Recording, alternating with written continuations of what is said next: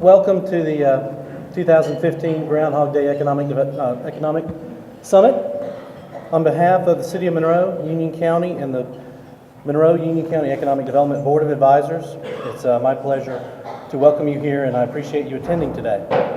Before we begin, I'd like to recognize a few folks, our elected officials, which without them we would not be able to do our jobs. First from Monroe, Mayor Bobby Kilgore.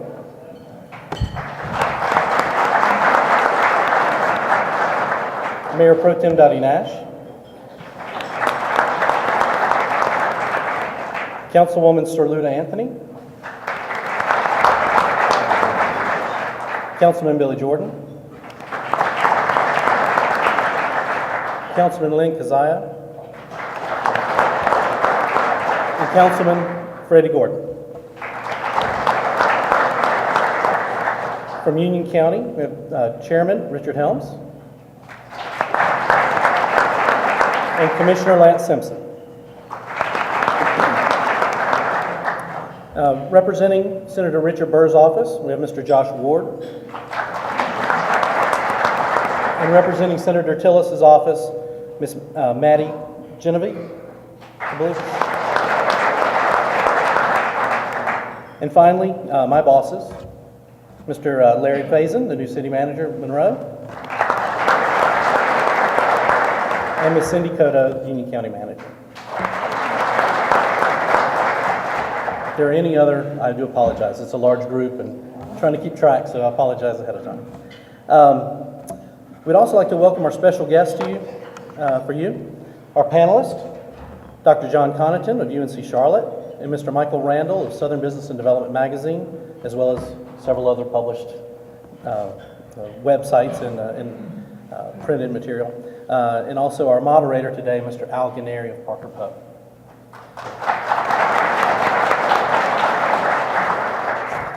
Just to give you a quick overview, a good friend of mine, Mr. Terry Scholler, who was here, reminded me several events ago that we didn't brag about ourselves. So we want to go ahead and give you a little bit of this overview of Union County. But for 2014, this is the second year of the Unified Economic Development Organization. As a result, we've been able to really focus and get traction on the work plan that we developed for the entire county.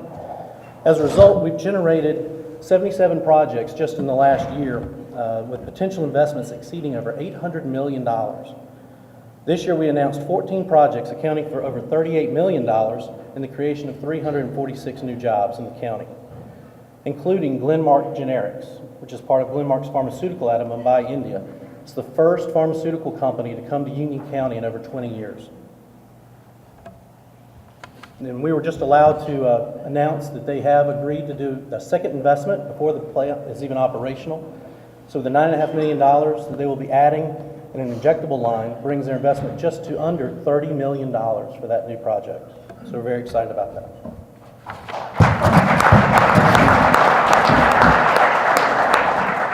Our existing industry team of Ron Mail and Gretchen Carson have done a phenomenal job. They've gone out and met with 108 companies, cataloging 490 interactions with these companies, addressing all kinds of issues that companies face nowadays. We've also been recognized, thanks to Mr. Randall, top 5 site for Boeing suppliers in the South, as well as a top 10 sites for reshoring companies from China in the South. So thank you so much for Southern Business and Development for recognizing our accomplishments. And then 2014 was a success, but as we look forward to 2015, being that this is Groundhog Day, we have not seen our shadow. And actually right now, literally right now, there's a meeting in Paris and there's a meeting in California talking about 2 active projects that we're working on right now that we've been shortlisted on. So we're very, very excited about that. 2015 is going to be phenomenal. We're anticipating over $100 million of new capital investment this year based on the pipeline that we see. So we're excited and we look forward to another great year. Now, I'd like to go ahead and introduce our moderator, Mr. Al Ganeri. Al has extensive experience in international business transactions. He's represented a wide variety of companies, not only from the United States, but from other countries. as they make and do their business decisions. He's a specialist within foreign investments in the U.S. and U.S. investments overseas, international joint ventures and mergers and acquisitions, corporate relocation and expansion projects, immigration and visa matters. Matter of fact, I think Al and I have traveled more overseas than I have with my wife, so we've spent a lot of time together. He is a good friend of mine. He's a good friend of our office in Union County. And in 2011, we actually inducted him into Monroe's Circle of Champions. So he's a past presenter on this board, and so we're very, very happy to have him here today participating. Thank you.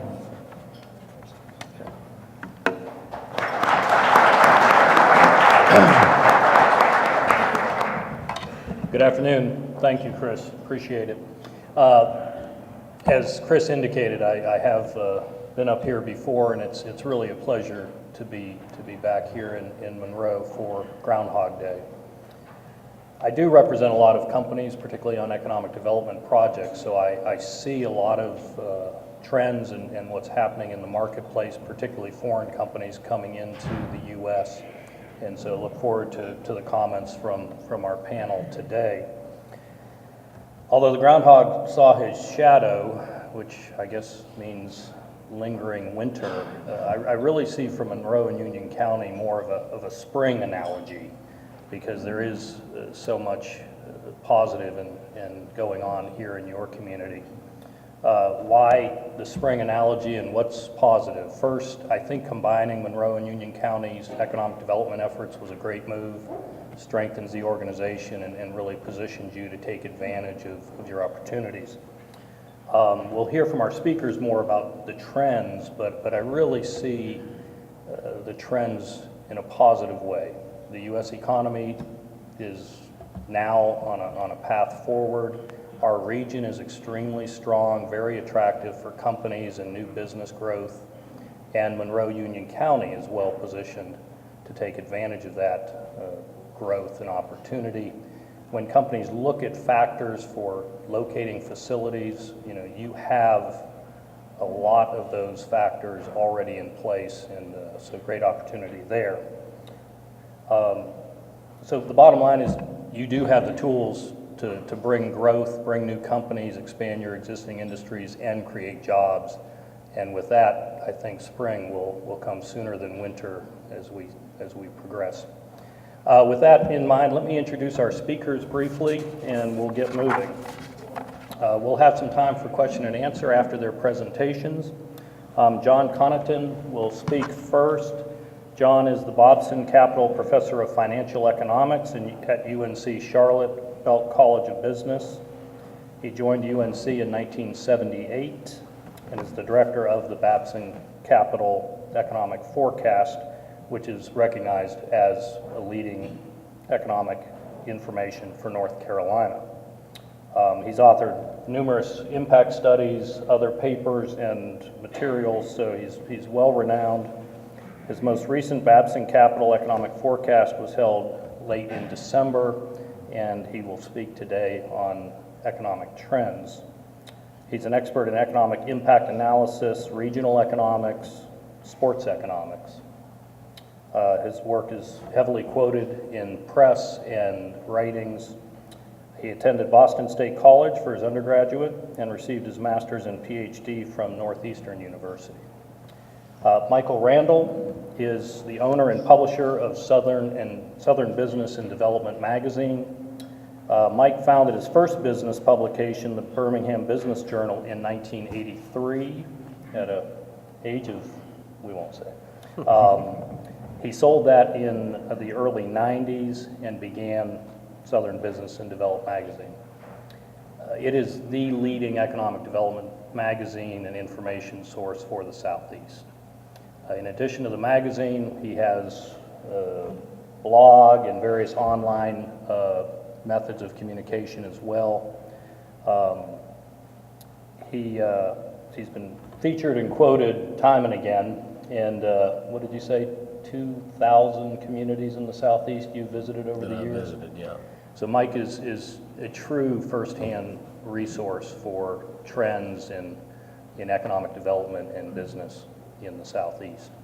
So without further ado, let me start by introducing John Connaughton, and we'll begin the program. Thank you very much. Thanks.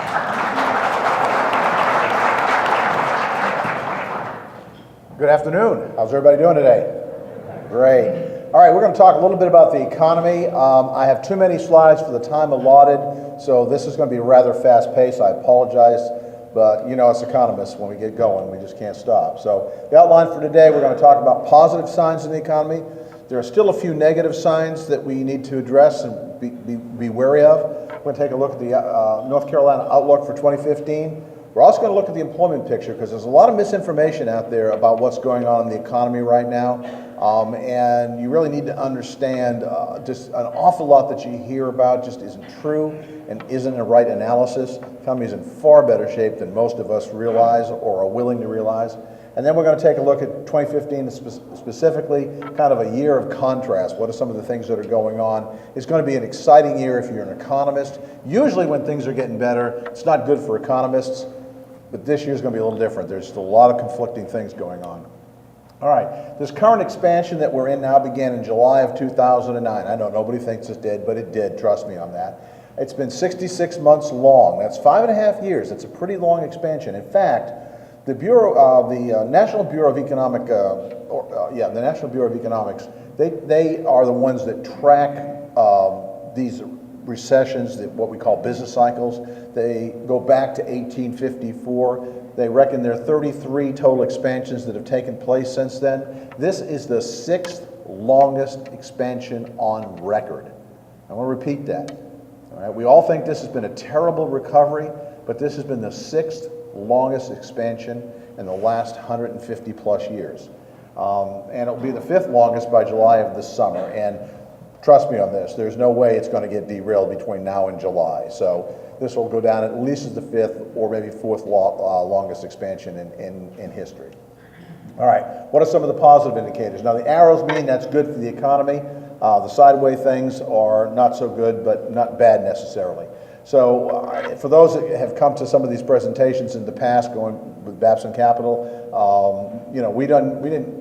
back in 2008-9, we didn't have any positive indicators, and now we not only have a whole bunch of them, but we've got a bunch with upward arrows, meaning they're very strong. Gas prices, housing stock and prices, interest rates, consumer confidence, that's a big one, believe it. Consumer credit, the dollar, it used to be positive, not so much anymore. And then the budget deficit is always an issue going forward. We'll go through some of these and spend a little bit of time on them, but not every one of them. We simply don't have time. This is the big one. This is what's going to drive 2015. There's nothing we can do about it. It will ultimately drive the economy for this year, and that is gasoline prices. We all know that gas prices are now down to $2.05 nationally for an average in January. That's for the whole month. If you look at the end of the month, it's even lower than that, but for the average for the month, it's $2.05. Last summer, it was over $3.50. It's come down tremendously during that period of time. Well, what does that mean? Well, this is just some numbers, but the bottom line here is that for every 50 cents that goes down, it means $144 billion in consumer pockets, 93 of it from transportation, the rest from other factors that are in the economy, manufacturing, etc., lighting, all these other things. But bottom line is that's the kind of savings that takes place. Now, if you just take the $93 million number, just on gasoline purchases alone, $93 billion, and you realize it's come down $1.50, you do the math. I'm going to go with $300 billion that's in your pocket that you can spend on things that you weren't spending before. Give you, I know it's a big number, what does it mean? Give you an idea of the size of that. How many people remember the 2% Social Security tax holiday? Remember that? Went on for a couple of years. They only took 4.2% out of your paycheck instead of 6.2% for your Social Security contribution. That went away back in January of 13. Well, the annual cost of that was $150 billion. All right? Now we're giving you $300 billion back, or the oil companies are, in a sense, giving you it back. That's like a 4% raise after taxes. Everybody go out and spend money this afternoon. It's your patriotic duty. All right. Monthly inventory of houses, as you see, it peaked here in the midst of the Great Recession, and it's come down. It's been fairly stable. That simply means that as houses get sold now, they have to get rebuilt. So we don't have this supply, if you will, this oversupply of houses that we have to work our way through. That's a good thing. Federal funds rate, we all know that the Fed is holding interest rates basically between 0 and 25 basis points. We'll come back to this in a little bit because the question obviously is, when are they going to start raising interest rates? They met last week, Tuesday and Wednesday of last week, and basically everyone was sort of expecting them to make an announcement. They didn't, which means they're going to probably continue on for most of the year. We'll talk in more detail about that a little later on in the presentation. Consumer confidence, this is the big one. This has really changed this fall. This is essentially expectations about consumer purchases of large ticket items. That's really what we're measuring here. Normal is 90, a value of 90. We are now consistently up above and have been up above 90 for a while, and we're back up to 102. This is kind of a history. This is the bottom, if you will, of back in the spring of 2009, when we thought the world was coming to an end as we know it. When it got down to 25, that's the lowest it's ever been. The previous low was in October of 92. You all remember October of 92? Remember who was running for president? You remember? Come on, I'm looking at the age, you should know this. Who ran for president? Bill Clinton, right? And what was his tagline for his election in 92? It's the economy, stupid. It's the economy, stupid. And he did it, and it worked. And it worked because he understood how low consumer confidence was. And you see we got down to that. But now, we all are happy. So it's another reason for you to take that $300 billion and go out and spend it. I'm just trying to make sure my forecasts come true. That's all I'm working on here. Okay, this is another thing that's kind of troublesome that's been taking place. Now you say troublesome, John. Why is that? Well, the dollar value to the euro has come from about $1.35. It's now $1.13, or 1.13 euros. $1.13 will buy a euro. It's moving toward parity. There's a lot of complexity as to why this is happening. Short time today, I don't have the ability to go through it, but for us, the bottom line is that it creates a situation where our goods are more expensive to sell overseas to most of our trading partners. And so this is a little bit of a dampening factor. Now, the reason it's happening is because of flight out of the euro.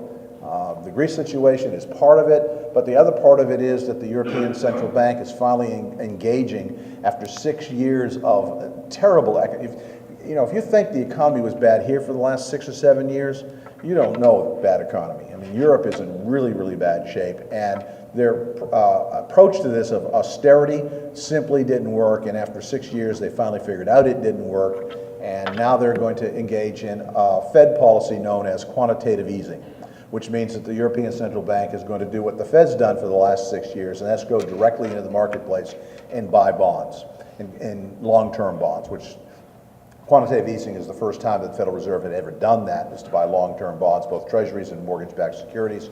And now the European Central Bank is engaged in that. And as a result of that, if the Fed were to raise interest rates at all, it would simply exacerbate this situation and drive the value of the dollar even stronger. And as a result of that, make our exports even more difficult to sell overseas. So you really want to pay attention to this. This has a lot to do with the strength of our manufacturing economy going forward. Not so much services, but certainly manufacturing going forward. The budget deficit, we're in this range right here, right now, where we're probably looking at somewhere south of a $500 billion budget deficit after 4 years of $1 trillion budget deficits. I make the joke that at $500 billion deficit in the United States, even the Germans would be happy. It is really, it's below the 3% threshold, which is sort of the rule of thumb in terms of budget deficits. The problem is that while the next 2 years look pretty good, you can see that the CBO forecast for the outgoing years through, 2023, is for an expansion of the budget deficit each and every year going forward. And of course, we all know what that's about, right? What's causing that? Entitlements. And the fact that we're not willing to actually come to grip with entitlements in this country. And very, very soon, okay, very, very soon. It's not a 20-year problem. It's not a 10-year problem.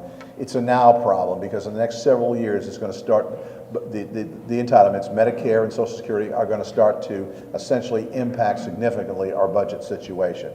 And that's what the CBO is projecting here. And by the way, that is not with a recession. That is with a continuation of our current rate of economic growth. These are the kinds of budget and tax policies. These are the kinds of budgets deficits that we're going to be looking at after a few years. Negative indicators, excess reserves, trade deficit, tax increases, and inflation. Go through these real quickly. I'm not going to spend a lot of time on them. Number one is the excess reserve position. As you can see, back before this all began, the excess reserve position for the entire U.S. banking system. Now, this is the cash that they have on hand either in their own vaults or in the vaults of the Federal Reserve. For the entire U.S. banking system was $2 billion. It's now $2.5 trillion. I can't even do the math on that. We have to call Bill Clinton in for that. It's an amazing increase in the size of the cash that are, it's either in the vaults of the banks or in the Federal Reserve in the accounts of the banks. It's an enormous amount of money. And the problem is this hasn't been what we call monetized yet. And that's why quantitative easing has not caused the inflation problems that some of you are concerned about, because it's increased the monetary base, as we see right here, but it hasn't actually increased the money supply. But the problem now is that this can easily leak out and create a money supply issue, and therefore create a money-based inflation increase if we're not careful. So this is something that kind of hangs over us and is a little bit troubling. Right now it's not a problem, but the ability of the Fed to pull this back in and reduce the monetary base before it becomes part of the money supply is what's really critical here. CPI is again not a problem, 1.7% last year, very low. That means that it's that coupled with the fear of raising interest rates here and the effect that it could have on the value of the dollar is going to probably mean the Fed's not going to do much of anything in 2015. They had originally suggested that maybe by the second half of 2015 they might start reining in some of this quantitative easing, but it doesn't look like that's going to be the case. The concern is that anything that would cause interest rates to rise now would be somewhat problematic, and they've got this window where inflation still seems to be in check, and gas prices are going to help this. I suspect that we won't see much in the way of moves in the Federal Reserve during 2015. The employment picture. Real quick, we go through this.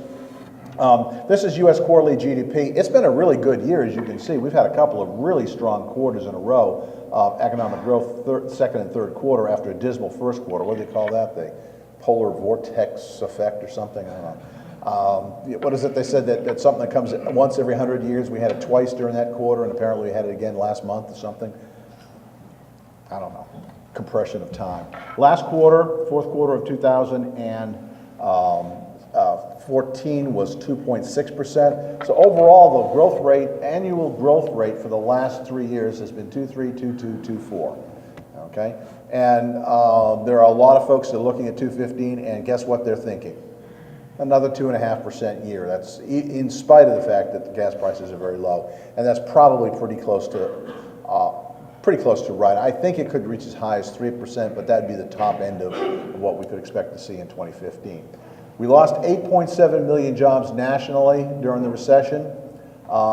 We've gained back 10.6 of those, so we've gained all those back plus 22% more of the jobs we lost. So we're really on the positive side of things nationally. In North Carolina, we lost 335,000 jobs. Since then, we've created 379,000, so we've gotten 13% more of the jobs back that we lost. So we're on the positive side. For those of you that live in the Charlotte MSA, which I think is most of you here, we've actually done a lot better. We lost 72,000 jobs. We've gained 108,000 back since then, so we're 50% higher in terms of the gain versus the loss. And so that's pretty good in terms of the local economy here and why things here appear to be a little bit better than, say, you get when you look at the national picture. What's the target nationally? You heard in the 2012 election people talking about 3 million jobs a year, 250,000 jobs per month.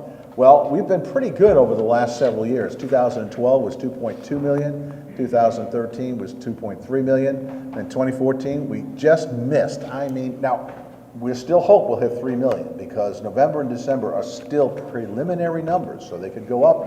We could pick up that 39,000 jobs that we're short of and get up to 3 million jobs, but still, that is a heck of a job growth year, 2014. NC job growth during that period of time, 73,000, 85,000. Last year, 114,000, which is why the North Carolina unemployment rate has now dipped below the U.S. unemployment rate. So it's just 0.1%, but it's still below the U.S. unemployment rate. We've heard a lot of things about labor force participation rate going down. When we look at the long term, you see the short term, the last few years, it's dipped considerably. But when you look at it over the last 50 years, not so much. It seems to have been rising, and then going down. So, you know, when you look at it and you pick the year 2007 and go forward, yes, labor force participation rate has gone down. But when you look at it over the longer term, it's not necessarily out of line. And when we look behind these numbers, what we find out is this is not a discouraged worker issue. This is principally aging of the baby boomers and entering into retirement, okay? This is really what's driving the labor force participation rate down. It's about 3/4 of what's driving it down. And here's what's going on, and here's the real concern about this. When you look at the baby boomers, and they're in green this is from the 2000 census, and you look at the 5-year cohorts and you see the size of the groups here. Right now, what we're having is this group is pretty much the one that's going into retirement. This one's getting ready to go into retirement, but this is what's coming up very, very quickly. And that's the one that concerns us. This is 5 to 10 years out. But these groups are very, very large, 22 to almost 23 million. And when you look at the people behind them, okay, these are the people that are going to enter the labor force when these people leave it. You can see right now that we've got 22, 23 million going, but only 20 million coming into it. So every time we have that shift, every 5 years, when another group of people, 23 million retire, or 22 million retire, only 20 million enter, okay? And by the way, there's not a lot we can do about this because these are like the people who are actually here now, okay? So we can't create 10-year-olds to enter the labor force, all right? It doesn't quite work that way, all right? All right, North Carolina forecast for 2015. What we're looking at is a similar picture of the U.S. The difference is, of course, we didn't get the polar vortex here. I know it got cold relative for us, but we didn't get paralyzed, and so we didn't have a drop in the first, excuse me, that's 2015. My bad, I got carried away here. We didn't actually have a drop in the first quarter of 2014 either. But anyway, what we're looking at here is basically a stable 2% growth rate, pumped up in the first couple of quarters because of the price of gasoline, but you know, as much as I like to sit up here and tell you that don't worry, gas is going to be less than $2 a gallon for the rest of your life, we all know better, don't we? Okay. Now it's not going up to $3.88 like it was last summer, but it's probably going to go up into the mid $2 range, and that will take a little bit of the steam out in the second half of the year. But overall, we're looking at a 2.6% growth year. If you want to know where the growth is coming, very confusing chart, but it tells you two pieces of information. One, on the horizontal axis, it tells you how much the sector is going to grow, and this is finance, insurance, and real estate, and it's going to grow by 3.7%, and that's that vertical horizontal distance. These vertical axis tells us what percentage of total output that sector makes up. So finance, insurance, and real estate is going to grow by 3.7% in 2015, and it makes up about 18.4% of total GDP.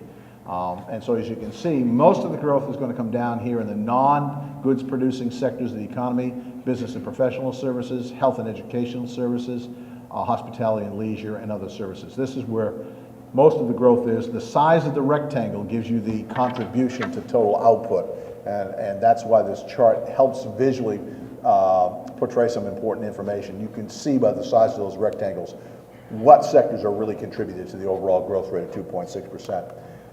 These are the employment growth. It's not going to be quite as stellar as we had last year, about 75,000 jobs. And again, these are the sectors where most of the growth will occur. And as you can see down here in the services area, the one exception is we're going to start to actually see some grains and manufacturing and construction jobs for the first time this year going forward. This is the unemployment rate.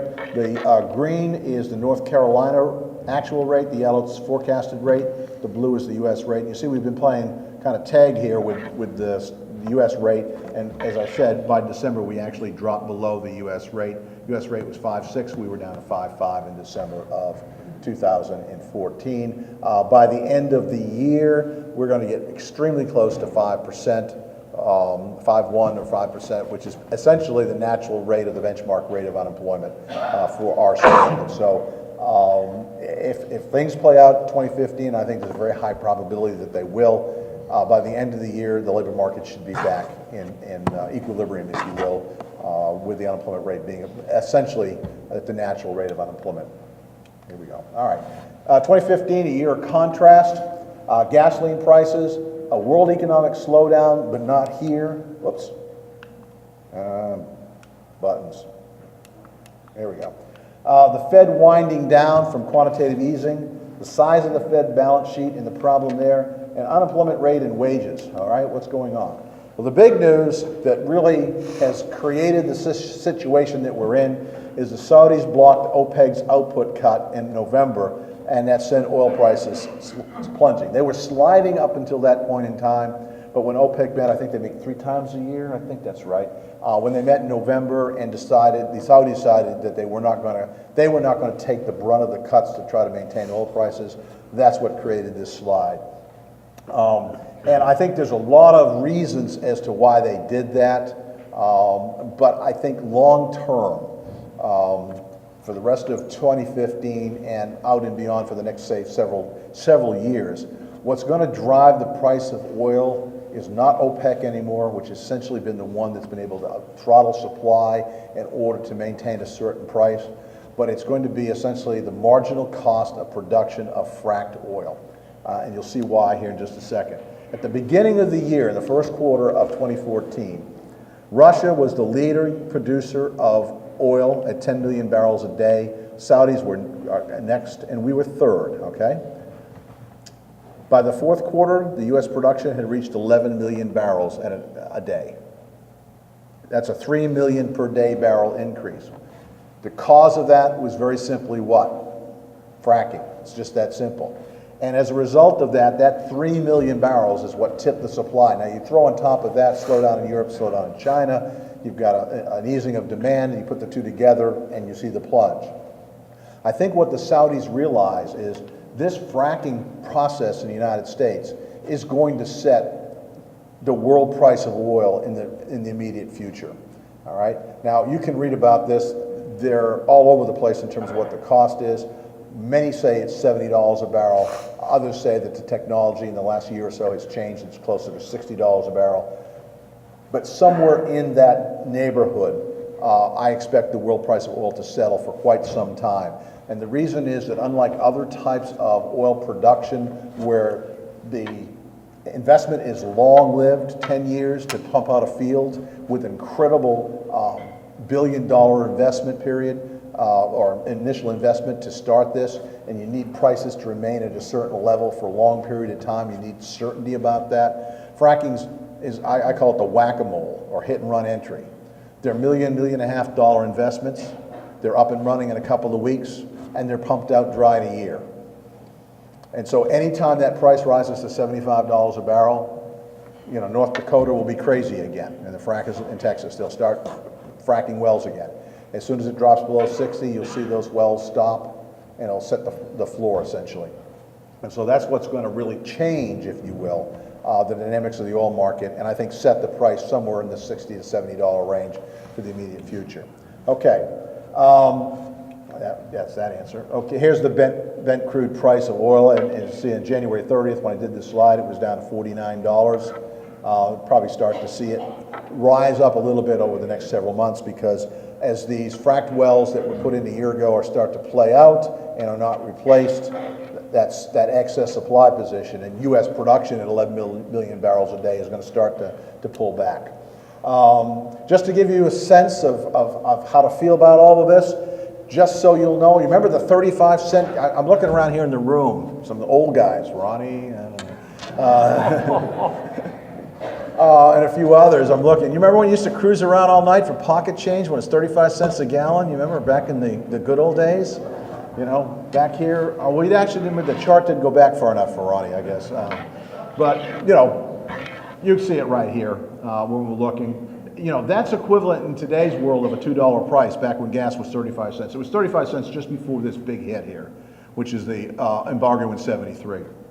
So this is what used to be 35-cent gas in some of the people in this room's youth. Okay, look where we are now. It's the good old days. So go out and buy that Ford F-150. Enjoy. okay? Take that 300 billion, no, never mind. All right. All right, so World Economic Outlook for 2015, as you can see, the United States leads the way by far. U.S. and the United Kingdom are the big growth for the developed world. What you've got here, China at 7.1 for 2015, that's down from 9% a couple of years ago.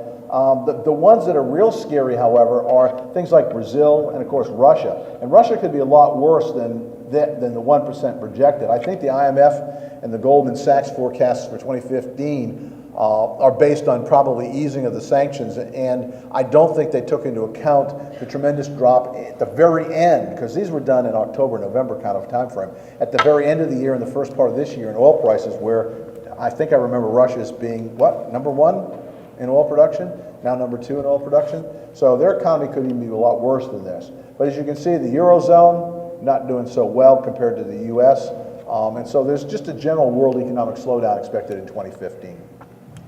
Okay, this is the last thing we're going to really talk about here, and I'll get out of the way here. Fed balance sheet, back it'd be about $700 billion. It's now up to $4.5 trillion. That's the result, and these are the steps: QE1, QE2, QE3. Okay, just so we know what's going on. And what the Fed was doing is essentially a 7-fold increase in the balance sheet, and what they essentially did was to buy $1.7 trillion of mortgage-backed securities, because remember, that market just didn't work anymore. Fool me once, shame on you. Fool me twice, shame on me. And people simply were not buying mortgage-backed securities, even though today they are extremely good quality stuff. No one has to worry about them. They're all, due diligence has taken place. No more ninja loans, no income, no job, no assets. All these loans are, good quality loans, but it doesn't matter. That market is a skitterish market, so the Fed has been trying to help it out by buying these things up. They've also bought, for the first time, $2.4 trillion of T-notes. Now, T-notes are longer term. Traditionally, the Fed's balance sheet was made up of Treasury bills, short term, less than 1 year notes of the U.S. government, or bills of the U.S. government. So now they hold mortgage bonds, which we know are long term, and they hold a variety of U.S. Treasury notes, which are also long terms. So the wind down, they say they're not going to sell these. They're happy with the 4% average yield that they're getting on these things, so they're not interested in selling those things in the near term. They say they're going to wind down by selling $2.4 trillion worth of T-notes, longer-term treasuries, when they start to wind down. They haven't started or even indicated when they're going to start this process. But this is really a concern, and it really has to do with inflation. As long as gas prices stay low, they've got a window here that they can work through, kind of a grace period. But if gas prices start to rise again, and if I'm wrong and they rise significantly, and I know this comes as a shock to most of you in here, but I've actually been wrong once or twice before. If I'm wrong and gas prices do start to get up to the $3 level again, we could start to see that ugly inflation, and the Fed would have to start to raise interest rates. And what that involves is two things. It strengthens the U.S. dollar, which makes exports more difficult for us. But the other thing it does is it means that if they need to wind these things down and get rid of these notes, they got to sell them at a discount as interest rates rise. And that means the Fed loses money, and yeah, we won't go there. All right. So anyway, the Fed interest rate policy, we've talked about that. Keys to watch going forward: gasoline prices. I think we've hit the bottom on gas prices. World economy, what's happening in Europe, Russia, China. Consumer confidence, how long are consumers going to stay happy? Hey, we sold over 17 million cars last year. Can we do that again this year? Because that's a banner year, and that really means jobs for people.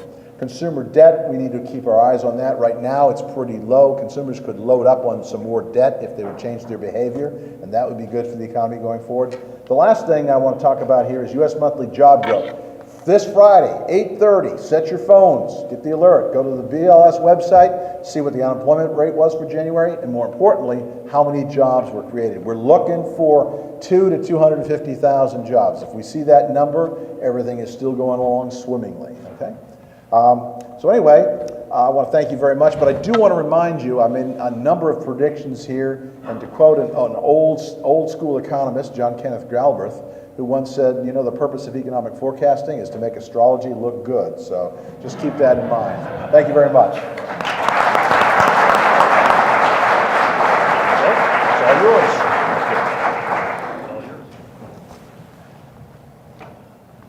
Thank you, John.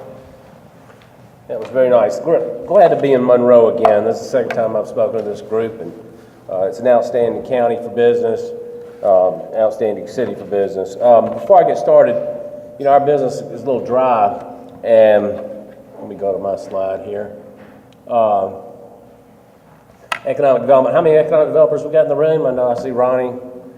Okay, well, we got a few. All right, so you others just try to expand your mind a little bit as you hear a few jokes about economic development. I wrote a book called You Might Be a Southern Economic Developer If. You might be a Southern economic developer if your 4-year-old daughter tells her kindergarten classmates that you make your living by driving around in the woods with the mayor and one other man. When a prospect asks for a wetlands assessment, you tell him you don't use them. Renting a backhoe is cheaper. You might be a Southern economic developer if you inform your family you're taking a new job in an adjoining state and they ask if they can ride in the house during the move like the last time. And the last one is you've lost 2 mobile homes, 1 in a divorce and 1 in a tornado. Okay, those are our products. I highly recommend Randall Report. It's an aggregator. We have live editors that post a story every 5 minutes about business in the South. I only cover the South. I speak with a lot of economists like John. In fact, I speak with I think, Vittner's from Charlotte, right? I speak with Vittner a lot, but I am not an economist. I'm an economic development journalist, one that covers the South only. Those are our products. That is a chart. Since I've got a longer, wait, where we go? I have a long presentation too that I've got to condense in about 20 minutes. Again, I'm not an economist, I'm a journalist. Journalists can count, that's what economists do too, but we count different things. We count projects. That is a chart that basically will tell you how the South's economy has gone for well over 20 years. In the left-hand chart, the second column, those are manufacturing jobs of 30 million or more that meet or exceed 30 million in investment or 200 jobs. The services side, you can see, those are the total number of projects announced in the South meeting or exceeding 200 jobs or 30 million. And then the total deals are in the far left corner. Now let's look at this chart. Prior to 1996, the American South's economy was primarily manufacturing based. Something happened in 1996. The total number of manufacturing projects, which in that case was 212, was beaten dramatically by service projects in the region. That was the very first time that has ever happened in the South's history. So what kind of service projects are we talking about? We're talking about call centers, we're talking about financial services, we're talking about distribution, we're talking about internet-related deals, especially in 1996 when the internet was born. So for the first time in the region's history, manufacturing was taking a backseat to the consumer economy, meaning we were moving money around instead of making things. Interestingly enough, in 1996, that was the first decent year of offshoring manufacturing projects from the South to Asia and elsewhere. You can see for the next 11 years, look at 2001 and 2002. China joined the WTO in 2001. 165 manufacturing projects meeting or exceeding our thresholds, and 282. So what was happening here is in 2001 when China joined the WTO, it now became legitimate to offshore your factory, no matter, in the beginning it was furniture, it was textiles in this region, then it became just about everything. And those were the days when you heard the statements, we don't make anything anymore, that manufacturing was gone, it was never coming back. But through the passage of several federal laws, we became very good at the service economy. Right about that time was when you had the home equity loan, when you could borrow against your home. We were doing some things that we had to do to create jobs because of the massive loss of our manufacturing base. All right, go through there. You see, and by the way, look at 1997, I think it is. No, 1998, 636 total projects of 200 jobs or 30 million in investment. That was the record set in those 20-something years. But as you can see, service was driving that record, both in 98 and 99. And y'all remember the go-go 90s, okay?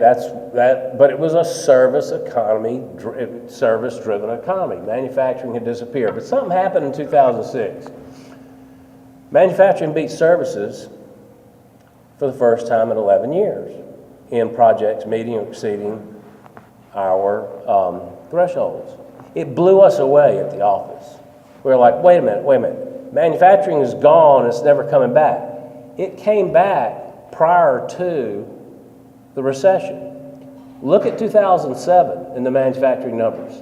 They jumped over 301 for the first time since 1995, jumped over 300.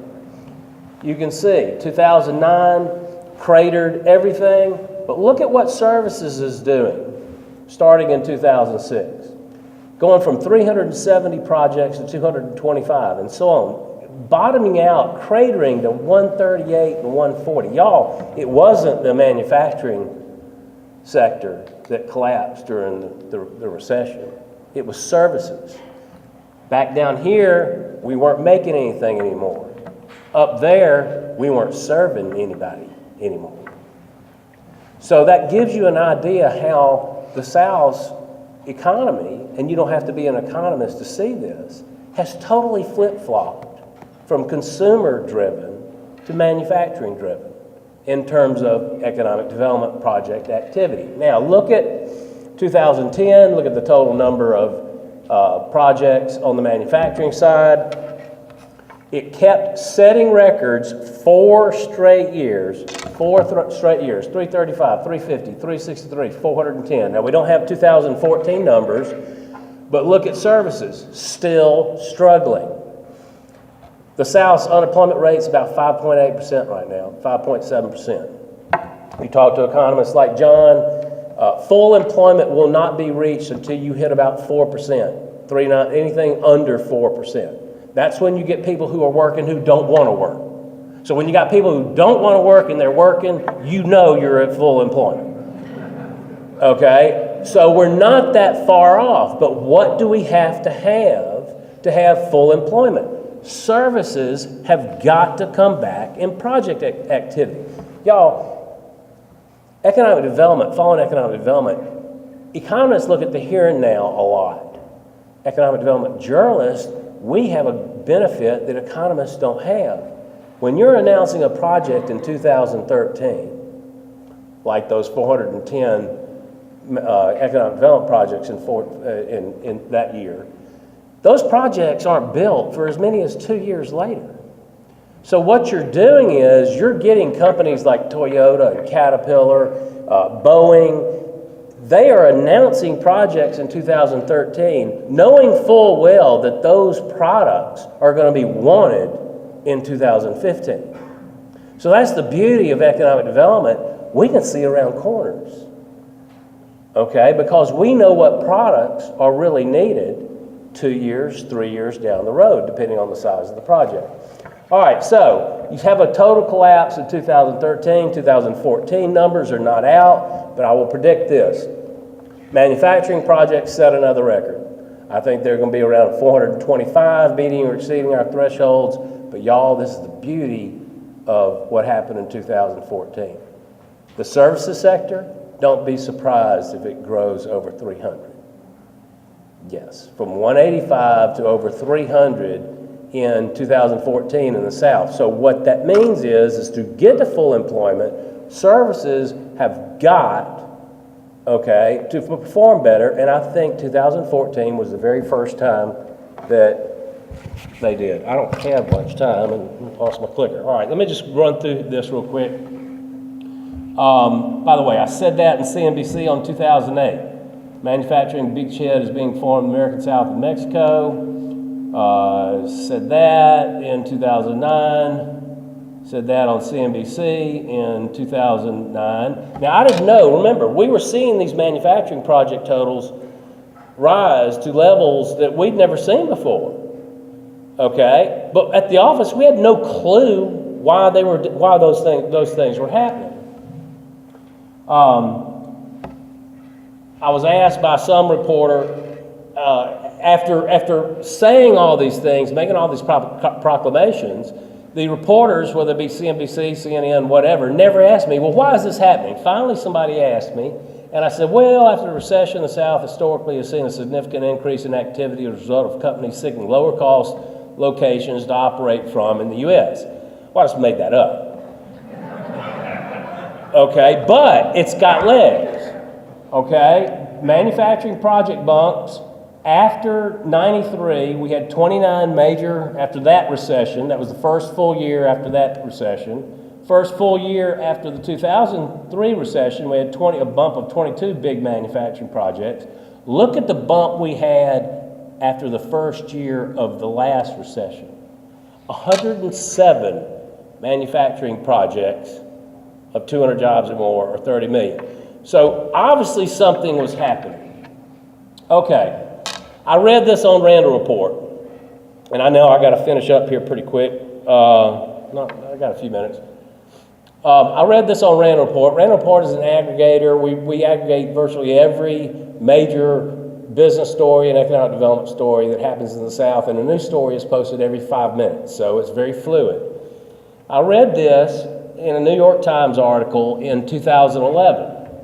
Now remember, go back to that chart, 2001, 2002, where manufacturing just bleeding projects. Well, I read this from the Boston Consulting Group that the Chinese advantage is shrinking fast. This is an awesome statement that is, jot this down. If you've never read Made in America Again by Hal Sirkin, it is probably the most important document ever written on economic development in the South. How many people have read Made in America Again? All you got to do is type in Made in America Again on Google, a PDF comes up, it's free, and in that report, when all costs are taken into account, certain U.S. states in the South, such as South Carolina, Alabama, and Tennessee, will turn out to be among the least expensive production sites in the industrialized world. Wait a minute. The least expensive industrial sites or production sites in the industrialized world. So it's really not a report on Made in America Again. That's why it's so important to the South. It's a report made in the South again. As a result, we expect companies to begin building more capacity in the U.S. to supply North America. The early evidence of such a shift is mounting. Now, I'm a reporter. I'm a journalist. I need evidence. That week, Bridgestone announced a $1.2 billion project in Aiken, South Carolina. All right, I called Mark Williams. I know all the consultants. They're very good friends of mine. Mark is a very close friend. He did the project. I said, Mark, I just read this Made in America report from Boston Consulting Group, and I'm seeing these manufacturing project totals rise to levels we've never seen before. I think these companies are choosing the South over Asia, okay, for some of these big plants. Williams said, Mike, you may be right. And I said, what do you mean? He said, Bridgestone did their due diligence. They can make the tires in Aiken, South Carolina cheaper than they can make them in any coastal Chinese city. I said, what? And he told me that in August of 2011. And I said, do you realize what this means, Mark? Our biggest competitor is dead. We had lost 2 million jobs to Asia, manufacturing jobs. All of a sudden, we're a lot more competitive. All right, I'm gonna have to whisk through these. Somebody else I called right after that. What's so cool about this is, you know, we talk advanced manufacturing all the time. What's happening is the reshored companies, many of them are less advanced manufacturers. Right up just north of here in Virginia, all kinds of furniture makers, Babcock, Hooker Roll Desk, Bassett, they're bringing capacity back from China back to plants that they operated. Now that's not advanced manufacturing, believe me. Okay, so how big is this? I'm gonna have to skip through this. We lost 2 million jobs, I showed you that. Of those, about 1 million manufacturing jobs were in the South. We gained about 600,000 since all this reshoring came. The cool thing about this is this. We've had like 3 or 4 major manufacturing waves. The biggest one was World War II. I don't know if y'all know, but 80% of the military bases to support that war and after that war were built in the South. That was a huge across-the-board manufacturing wave. We had the textile apparel wave between the 30s and the 70s, I guess, especially up here, where the Northeast emptied every single apparel and textile plant, and they all came down here. We had the automotive wave, which is still going. It's more sustainable. The cool thing about reshoring wave is it's all those companies that had a herd mentality to go to China are now coming back. All right? Look, y'all, they didn't go to China, all right, because of their central location. They didn't go to China because of their great craftsmanship. They didn't go to China because of less corrupt governments. They went to China for one reason, 58 cents an hour. Well, they're not competitive anymore. That 58 cents an hour is about $5.80 now. Okay? And so a lot of that capacity is coming back. It's going to take about 10 years, 12 years, but it was a herd mentality to leave. It's now a herd mentality to come back. We got one problem, Mexico. China's no longer our competitor, not for capacity for U.S. consumption. There's all kinds of capacity over there for Asian consumption, but the U.S. consumption is coming back. They got 3 places to choose from. And if you look at reshoring activity in the last 5 years, it's only been 3 places: the Rust Belt, the South, and Mexico. All right, got to brisk through this real quick. I want to show you a chart. Mexico be big winner. That's our new competitor. 7 years ago, Mexican wages were 5 times that. Mexican manufacturing wages were 5 times that of Chinese wages. Now, Chinese wages are higher than Mexico wages. So, you can get all the labor you want in Mexico at $3.50 an hour. You can't find management. That's their biggest Achilles heel. They don't have the natural gas advantages we have. They don't have the infrastructure we have. Okay, so we've got a new competitor, it's China. It's Mexico. Mainly because of their location, as far as being close to the United States. All right, one other thing is happening, and it's really cool. I used to laugh at economic developers 10 years ago, said, yeah, I'm going to China. I'm going on an industry hunt, going to China. I go, good luck with that. Okay, because we were chasing ghosts. It was silly. I would go to China, and the last thing that the Chinese want to do is do business with us. Okay, the reason why is you've got the Japanese that have been here for 70, 80 years. You have the Koreans now that have been here. If you don't count Samsung, been here probably about 15 years. Name a Chinese brand made in this country.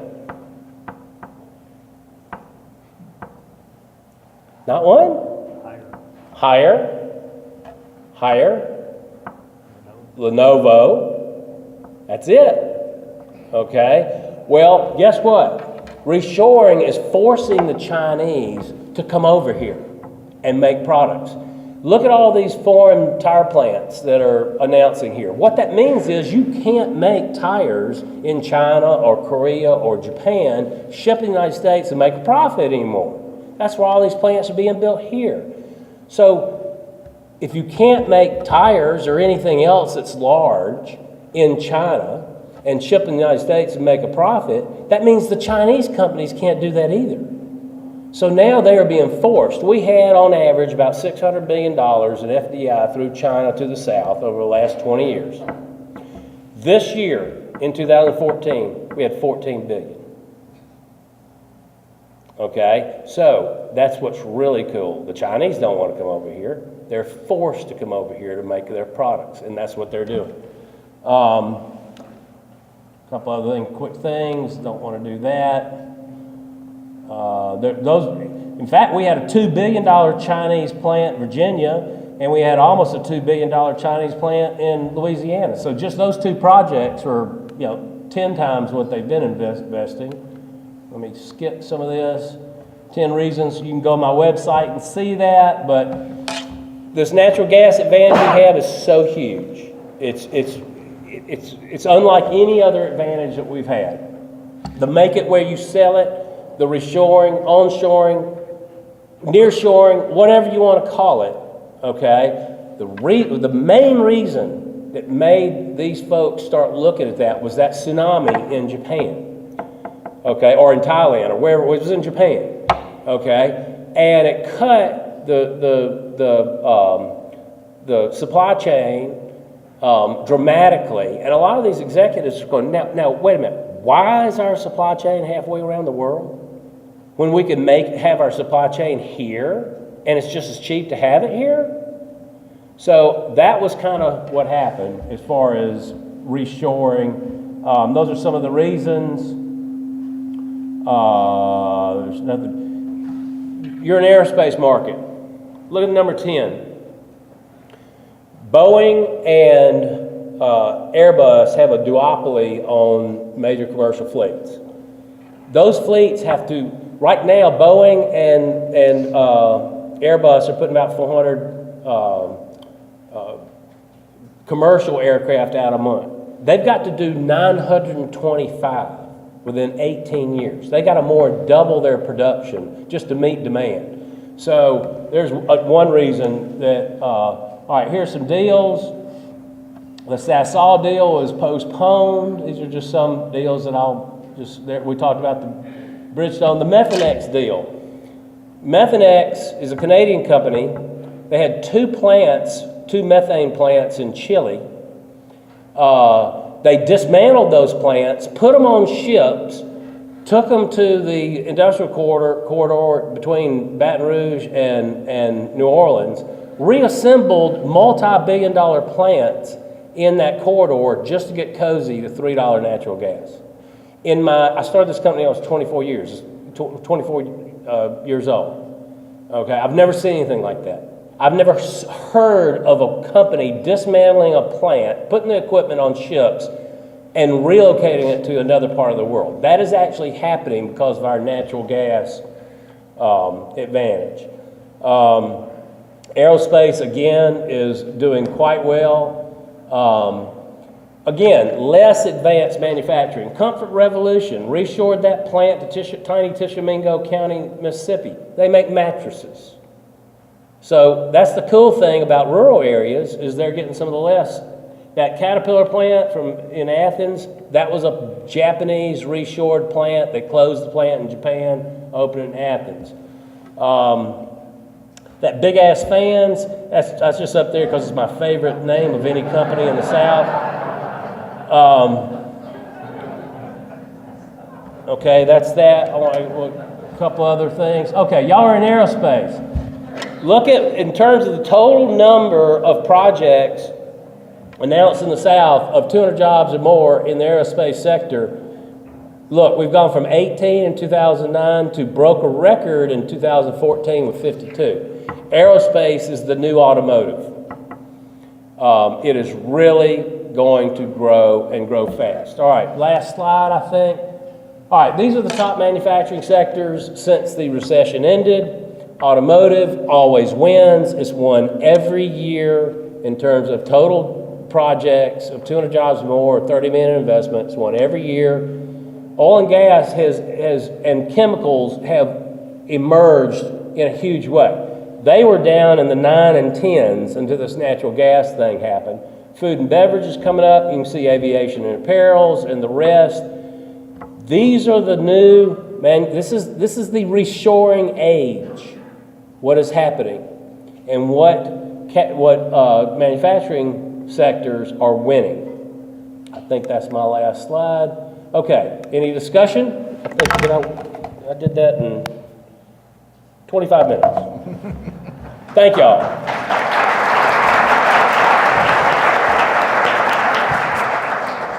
We're running out of time, but we could take a couple questions from the audience if you have some. Ronnie. I only got one quick for John. Relative to the methodology around the uninformed rate, do you have any thoughts regarding that methodology and controversy and maybe an alternative methodology? To what? I didn't. Unemployment rate. Oh. It's calculated. Quick primer for everybody. The Department of Labor actually calculates 6 different unemployment rates. Okay? They have the headline rate, which is what you see all the time and is now 5.6% nationally. That's the rate that we've been tracking for years. We call that U3. We're very inventive with our titles, by the way. I just want to make sure everybody understands that. What Ronnie's talking about is, what about U4, which is the U3 rate plus the discouraged worker that we always hear about. Now, I don't have the graph here, but if you track those through the cycle, they would track like this. Starting back in 2007, they'd be really close, just a couple of tenths of a percent together. Then they gap during the height of the recession. Both rates go up, but the gap gets bigger, and now it's coming back down again. And the gap is, I think, 1/10 of a percentage point bigger than it was back before this all began. And so in terms of the methodology, we are looking, and we have been tracking for the last 10 years, the discouraged worker issue, the marginally attached worker, that's a U5 unemployment rate that adds those into the group. You all know about the marginally attached worker. You all had friends like that. They work for 2 or 3 weeks, make enough money, and take off a couple of weeks. And then they never seem to have a problem getting a job again. They work for another month or so, and yeah, I got people shaking their heads. Yeah, I got a brother-in-law like that. But anyway,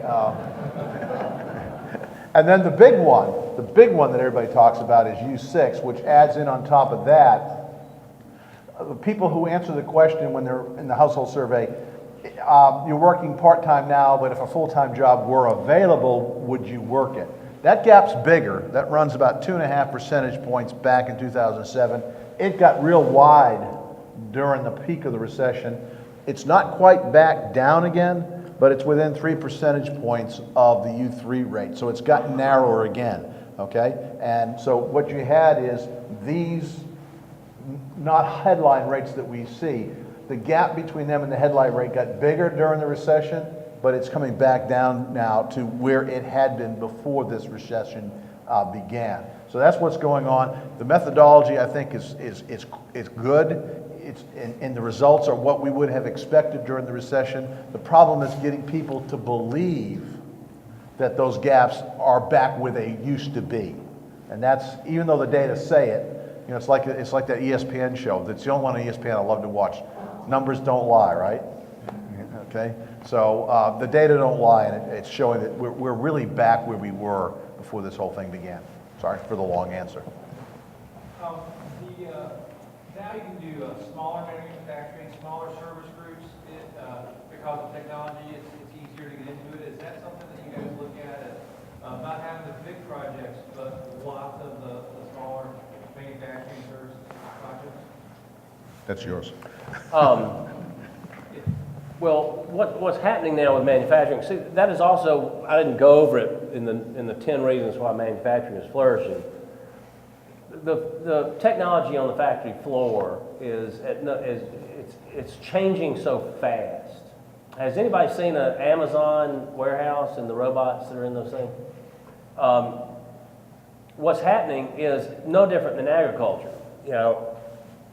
I don't remember the figure, but in the 1930s, I think it was over 50% of the people in this country were working on a farm. Well, now it's 2%. Have we failed in agriculture?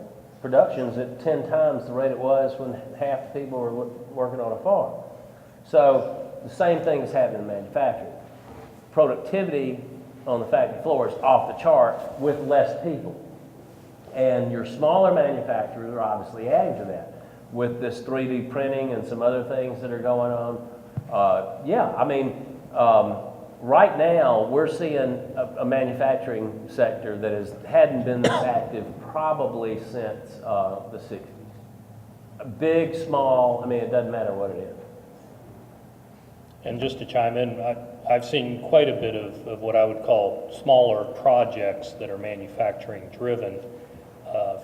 For some investors, so to speak, you know, the capital requirements are going up with the machinery and the technology that's involved. But there's a lot of under $30 million projects, and this region sees a lot of those as their bread and butter projects. One of the reasons why the 30 million is getting to the point because the capital expenditures are getting higher. It's getting to the point where it's getting difficult for our resources to keep up with those below 30 million. Let's do one more question. Go ahead. This is for Mr. Randall. In the pipeline from Canada, you know, that's proposed, if it becomes reality, will that further stabilize? I can't hear that. The pipeline from Canada, Oh, it becomes reality, will that further stabilize the energy prices? Or look, you talking about the Keystone Pipeline? I think so, yeah. I mean, I don't get it. I mean, we got so many pipelines. I mean, have you ever seen a map of the pipelines in this country? There's thousands of them. I mean, what's one more? I mean, I just don't get it. And I know that it's the tar sands. The tar sands are almost too big to go away. However, they are also the most expensive way, a lot more expensive than fracking, okay, that it's almost hard for them to go away, no matter how low the price gets. And so, but I mean, if the price is at a point where it's so low and it's not coming back up, and of course all that's manipulated by the producers themselves, tar sands will be the first thing that goes. Mm-hmm. Don't you agree? I agree, yeah. Yeah, so maybe we don't need the pipeline. Just to reiterate, and on top of that, to give you a sense of this thing, this pipeline is a straw man from both sides.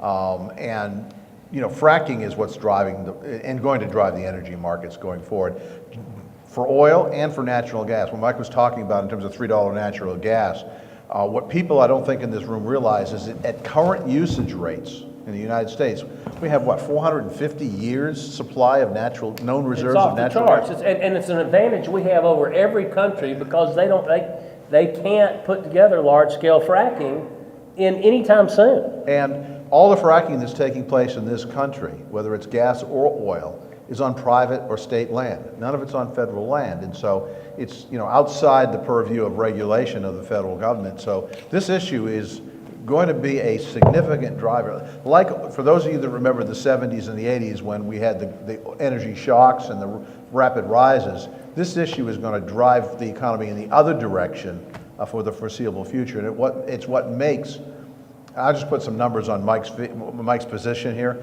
We lost 2 million manufacturing jobs in the recession. That was cyclical, and it's just that simple.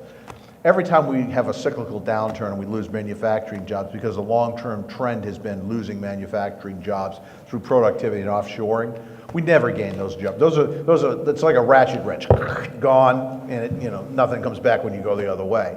This is the first time in 25 years that we've actually seen significant return of those jobs. All of them come back? No, but a third of them have come back. But they're not the jobs we lost, they're different jobs. But a third of the level of losses have come back. And that's a really big change. And I'll add this to it, if you don't mind. We've had full employment in the South. We had it in the late 90s for about 3 years. We had full employment in the late 60s for about 3 years.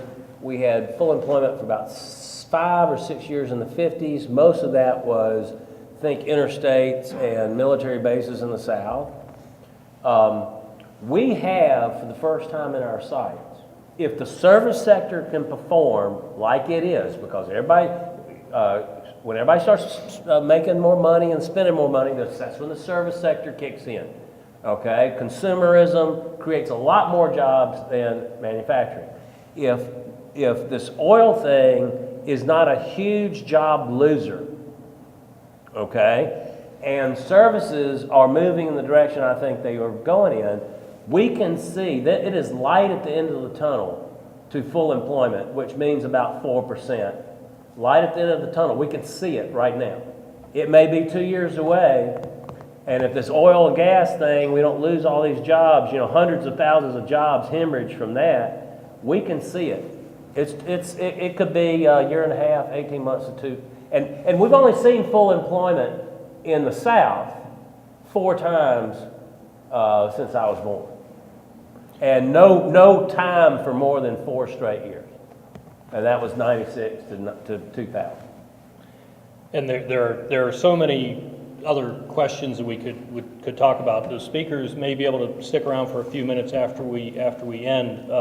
My final comment, just in closing, I believe 2011 was the first year that you held the Groundhog Day program, and if you were here then and you remember the talk and the theme, it is night and day.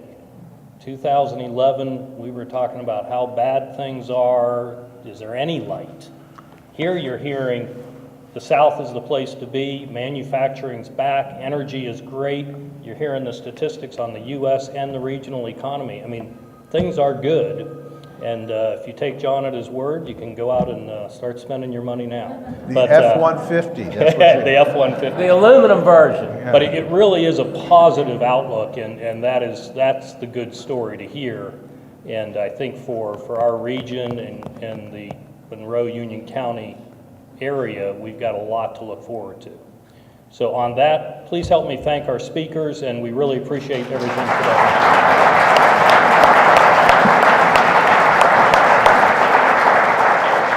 Thank you very much. Have a great afternoon.